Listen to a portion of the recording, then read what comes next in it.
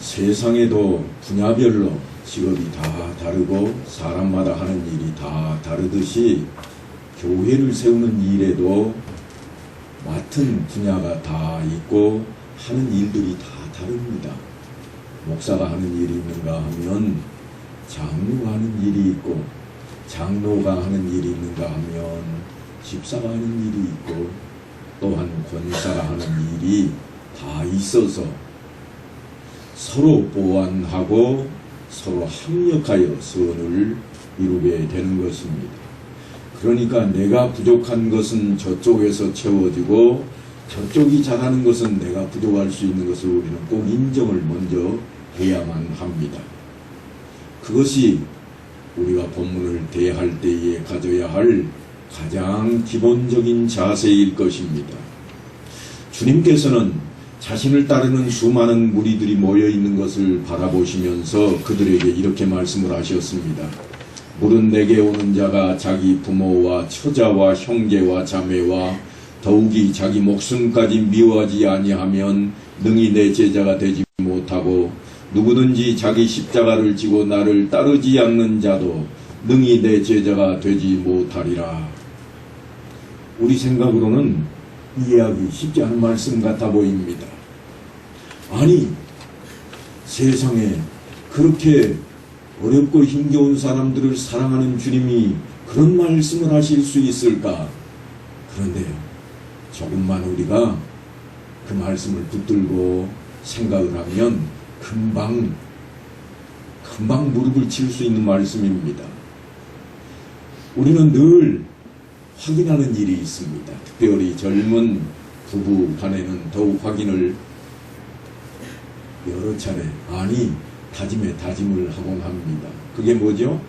여보나 사랑해? 하고 묻는 거죠. 그때 대답을 어떻게 해야 될까요? 왜 그 질문을 했을까요? 물어보는 사람이 바보입니다. 왜냐하면 나 말고 다른 사람 사랑하면 그 사랑은 깨집니다. 사랑이 언제 가장 쉽게 깨지는가 하면 다른 사람과 비교하면 무조건 깨지게 되어 있다고 하는 것입니다. 저 사람들은 이렇게 하던데 왜 당신은 그렇게 안 해줘? 그러면 반대편에서 틀림없이 그럴 겁니다. 나만 그런 것 같아? 너도 똑같아. 이게 사랑 이야기입니다. 이 사랑 이야기가 하나님과 우리와의 관계 속에 가장 먼저 그리고 가장 마지막에 오는 질문입니다. 그래서 예수님께서도 요한복음 21장에 보면 베드로와의 그 사랑 이야기를 요한을 통해서 우리에게 교훈하게 하셨습니다. 네가 나를 사랑하느냐? 그런데요, 처음 질문에는 한 가지 단서가 더 붙습니다. 저들보다 네가 나를 더 사랑하느냐? 우리하고 다르지 않습니다. 우리도 늘 나 사랑해 하고는 답변을 기다리는 것처럼 하나님께서도 우리를 향해 그 답변을 기다립니다. 그런데요, 그 답변에 만족하는 사람이 이 세상에 몇이나 있을까요? 아마도 없다고 해야 옳을지 모릅니다. 왜냐하면 많은 사람들이 어떻게 사냐고 물어보면 철학자까지도 정 때문에 산다, 그렇게 해석을 하고 있기 때문입니다. 사람은 부족한 부분이 너무나 많습니다.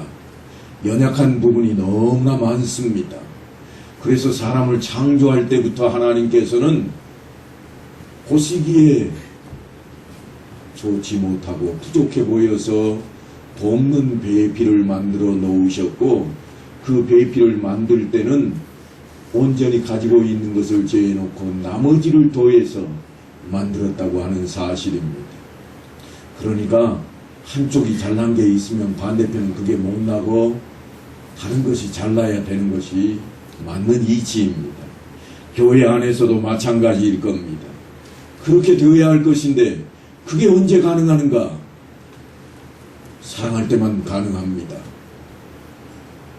흔히 우리는 이런 이야기를 씁니다. 사랑 이야기를 할 때마다 눈에 콩깍지가 씌었다 그럽니다. 눈에 콩깍지가 씌면 다른 사람 이야기는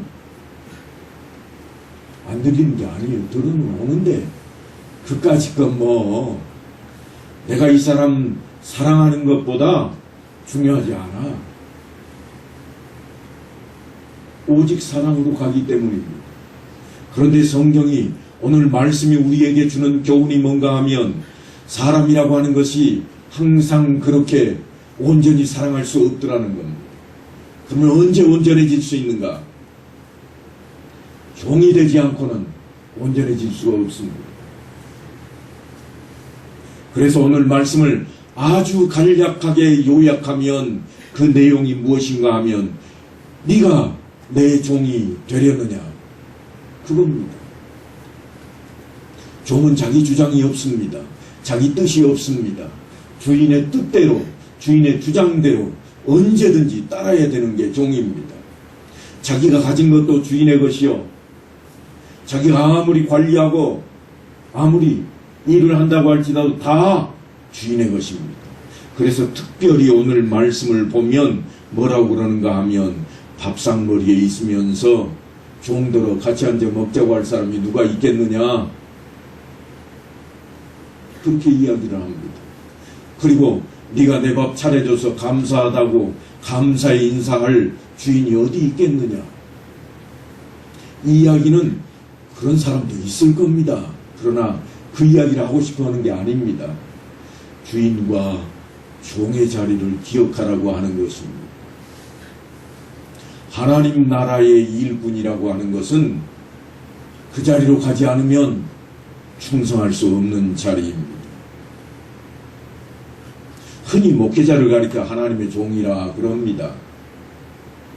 그리고 사람들은 대부분 주님 앞에 따라다니던 무리처럼 구경꾼이 되어 있습니다. 목사님이 해야지요.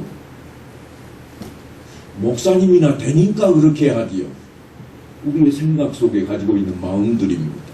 그런데 사랑하는 성도 여러분, 여러분은 하나님의 종이 아닐까요? 주님의 곁에 머물던 수많은 무리들과 같은 사람들을 우리는 성도라고 말할 수 없습니다. 왜냐하면 믿음이 없이는 성도가 될 수 없기 때문입니다. 성도라 함은 믿는 자들의 모임이기 때문입니다. 예수를 나의 구세주로 믿지 않는 사람은 어느 누구도 성도가 될 수가 없습니다. 그러니까 하나님의 일꾼을 택하시는 그 자리에 택하심을 입은 자는 하나님의 종이라, 이 말씀으로 성립이 되는 것입니다. 다시 말씀드리자면 내가 하나님께 종의 자리로 가지 않으면, 하나님의 일을 하지 않겠다고 버틴다면 나는 하나님과 무관한 사람이 되는 것이라. 무관하다 그 말은 믿음이 없다 하는 것과 직결이 됩니다. 예수를 믿지 않는데 하나님과 어찌 연관이 있겠습니까? 예수를 믿지 않는데 어찌 하나님을 아버지라 부를 수가 있겠습니까? 그래서 내가 하나님을 믿는다, 예수를 믿는다 하는 말을 달리 바꾸어 놓으면 나는 종입니다 하는 고백으로 시작이 된다고 하는 것입니다. 종은 조건을 달지 않습니다. 주인이 밥 먹자 그러면 밥상 차려야 되고, 일하자 그러면 나가서 일해야 됩니다. 주인이 그늘에 앉아서 부채질을 하고 있건 말건 자기는 일을 해야 됩니다. 이게 종의 자리입니다.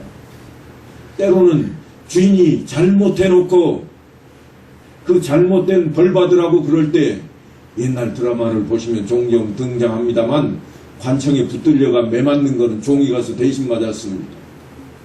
네가 가서 맞고 와라 그러면 예 하는 것이 종입니다. 못하겠다고 하는 종은 주인이 죽일지라도 누가 아무도 항변하지를 못했습니다. 그 자리가 종의 자리입니다. 그래서 오늘 말씀을 보면 본문은 이렇게 시작합니다. 너희 중 누구에게 밭을 갈거나 양을 치거나 하는 종이 있어 밭에서 돌아오면 그대로 곧 와서 앉아서 먹으라 말할 자가 있느냐? 도리어 그대로 내 먹을 것을 준비하고 띠를 띠고 내가 먹고 마시는 동안에 수종 들고 너는 그 후에 먹고 마시라 하지 않겠느냐. 옛날에만 그렇다, 그렇게 생각하시면 안 됩니다.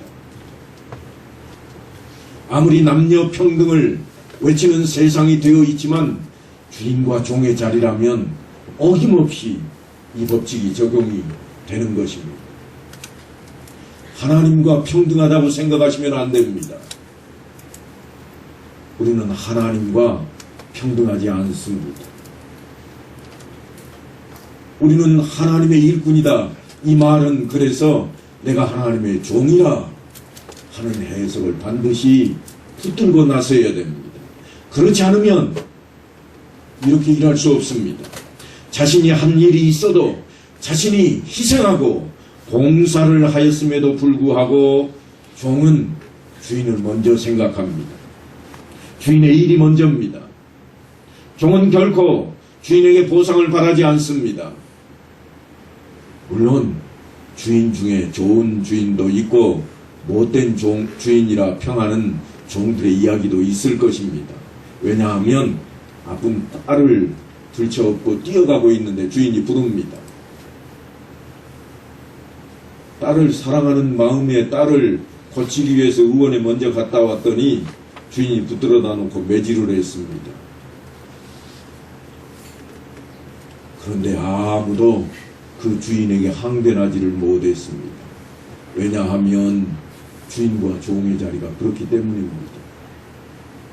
이치에 맞지 않는 것 같으나 그게 이치입니다. 사랑하는 성도 여러분, 내가 성도라면, 내가 하나님의 일꾼이라면 이치를 내 뜻에 맞추어서는 안 됩니다. 하나님의 뜻에 맞아 떨어져야 된다고 하는 것입니다. 무리들은 자신에게 이익이 있기 때문에 예수를 따르는 사람들을 무리라 그랬습니다. 한 무리가 따르더라. 그럴 때에 이 무리는 그저 먹을 것 생기고 병 나고 자기에게 뭔가 이런 것들이 쏟아질 때 거기를 향해서 쫓아다녔습니다. 다시 말씀드리면 기적이 없으면 놓아버리는 사람들이 무리였습니다. 그래서 주님께서 제자들에게 이렇게 말씀을 하십니다. 너는 나를 누구라 하느냐 하고 난 뒤에 하시는 말씀이 너희도 가려느냐. 너희가 내 제자가 아니라면 떠날 수밖에 없다고 하는 겁니다. 종의 자리가 아니면 그들은 떠났어야 됩니다. 왜냐하면 곧 목숨을 잃어야 될 주인이요. 따라봐야 유익이 더 이상 없을 것 같은 주인임에도 불구하고 따라야 할 자리였기 때문입니다. 그러니까 많은 사람들이 먹을 것과 정치적인 해방과 질병 치료와 심지어는 재산 상속의 문제를 해결해 달라고 주님을 따라다녔으나 보상이나 이익을 위해 따라다닌 무리들은 모두가 다 한결같이 주님을 믿는 자가 아니었습니다. 그것 때문에 주님께서 오늘 본문의 말씀을 우리에게까지 들려주고 있는 겁니다. 네가 나의 종이 되려고 하느냐? 아멘 한다면 그래 너는 나를 믿는 자라. 그렇게 말씀하고 싶어 합니다. 틀림없이 사람들은 자신에게 뭔가 보상이 제대로 이루어지지 않으면 떠날 사람들이 있습니다.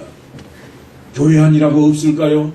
교회 안에도 소문을 들어보면 무수하게 많이 있습니다. 어떤 목사님은 하시는 말씀이 절대 투표를 2번 다시 하기 싫답니다. 왜냐? 투표에 떨어졌다고 교회를 옮긴답니다. 사람들이 나를 알아주지 않으니까 더 이상 이 교회 다닐 수 없다. 창피하다는 거예요. 하나님의 종이라면 주인의 뜻이 어떠하든지 창피할 수가 없습니다. 주인 뜻대로입니다. 우리는 노래를 종종 하잖아요. 주님 뜻대로 살기로 했네. 말로는 그렇게 해놓고도 행동으로는 주님 뜻이 아닌 내 체면 좀 세워야 되겠고 그래도 내가 이 교회를 위해서 얼마나 헌신하고 봉사했는데 나를 좀 이 정도 예우는 해줘야 되지 않겠냐고. 그게 우리 입에 달려 있습니다. 자신에게 보상이 이루어지지 않으면 분노해야 될 사람들이 누구인가 하면 무리들입니다. 하지만 그리스도인이라면 한결같이 누구든지 다 주의 종들입니다. 조금 고상하게 표현하면 주님의 제자들입니다. 종이 주인을 위해서 일했다고 보상받지 못하듯이 성도는 자신의 행한 일을 가지고 행복해야지 뭔가 보상을 받아서는 안 된다고 하는 말씀입니다. 우리는 종종 항변을 합니다. 하나님, 내가 이토록 애를 쓰고 이토록 땀 흘려서 주를 위해 일했는데 돌아오는 게 이것뿐입니까? 마치 세상의 어떤 직장에 나가는 직원처럼 항변을 합니다. 그러나 주님께서는 우리를 향해서 네가 내 종이 되려느냐? 종이라고 한다면 더 이상 바랄 게 없어야 됩니다.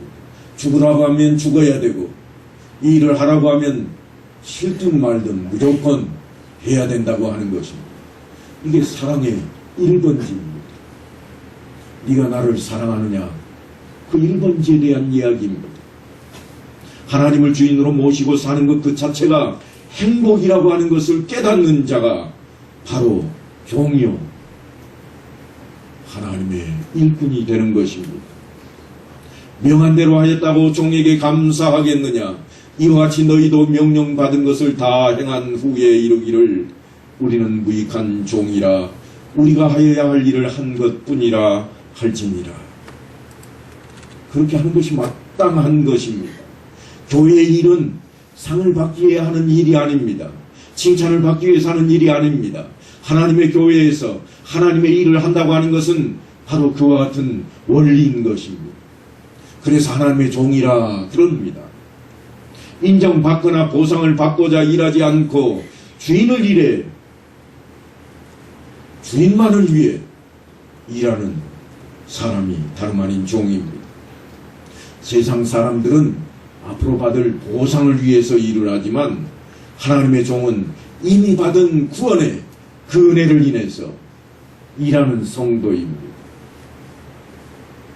따르는 무리들은 보상을 바라고 따르지만 아니 보상이 이루어지지 않으면 화를 내지만 그러나 종은 보상이 없어도 행복해합니다.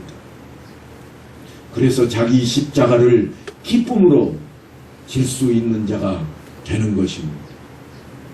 예수님의 십자가가 아니라 우리 자신에게 주어진 십자가를 지라고 하는 것입니다.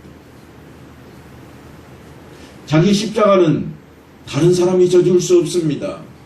자신이 져야만 합니다. 어떤 사람은 너무 얼굴이 예쁜 것이 십자가가 될 수도 있지만 어떤 사람은 얼굴이 너무 예쁘지 않은 것이 십자가가 될 수도 있고 어떤 사람은 뚱뚱한 것이 십자가가 될 수도 있지만 어떤 사람은 뚱뚱한 것이 전혀 십자가가 되지 않는 경우도 있습니다. 사람마다 다 다를 것입니다. 종이라면 문제가 되지 않는 것입니다. 우리가 문제가 되는 것은 내가 종이 아니라고 생각하기 때문에 문제가 늘 됩니다. 종이 아니라고 생각하기 때문에 비교를 합니다. 비교하는 순간 우리의 사랑은 깨집니다. 오직이란 말은 사라져버립니다.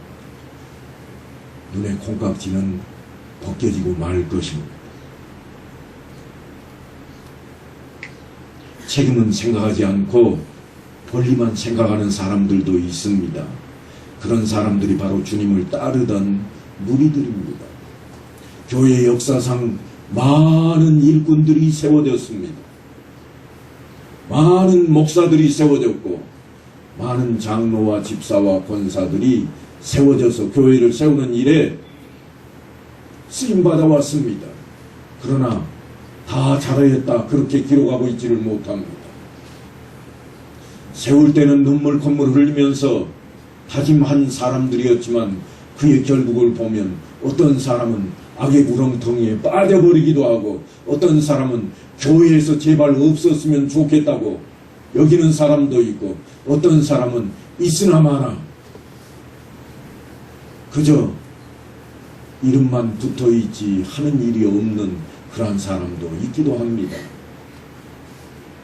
그러나 때로는 칭찬을 듣는 분들도 있습니다. 서울에 있는 모 교회를 갔더니 게시판에 큰 종이가 하나 붙어 있더라고요. 그 종이에 뭐라고 위에 쓰여 있는가 하면 화장실 청소 예약 그렇게 붙어 있어요. 그리고는 매주일 하루씩 날짜마다 해놓고 박스를 쳐놨는데 사람들이 거기에 이름을 적는 겁니다.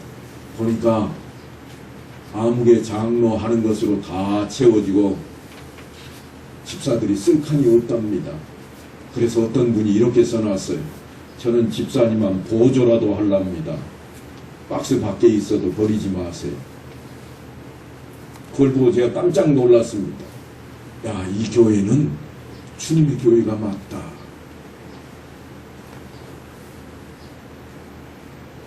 화장실 청소를 사실 아무나 하는 건 아닙니다.